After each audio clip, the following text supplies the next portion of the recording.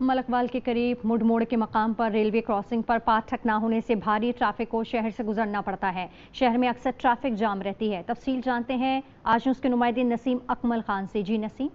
मैं इस वक्त मौजूद हूँ मलकवाल मिड मोड़ पर। मैं आपको बताता चलूँ कि मेरे पीछे आप देख रहे होंगे कि ये मेन बाईपास है मलकवाल का, जिसकी फाटक ना होने की वजह से ये जो गाड़ियाँ हैं जो बेहरा और मलकवाल मोटरवे लिंक रोड है मंडी भावलदीन बेहरा से, जो ट्रैफिक तमाम आती है वो मलकवाल अंदरूनी शहर से गुजरती है, जहाँ पर घंटा घंटा ट्रैफिक रुकी रहती है और लोगों को परेशानी का सामना करना पड़ता है। हमारे साथ इलाका मकीन है, उनसे पूछते हैं कि उन्हें कितनी परेशानी है। जी सर असी अरसा 40 साल तो उत्थे रह रहे हैं तो मलक साहब की बड़ी बड़ी मेहरबानी जिन्होंने साड़ियाँ सड़कों बनवाइया ने और हुण सानू इस फाटक की अशद जरूरत है, लिहाजा साडे कारोबार च बेहतरी हो सकती है। शहर आन जाने वास्ते बड़ी प्रॉब्लम है।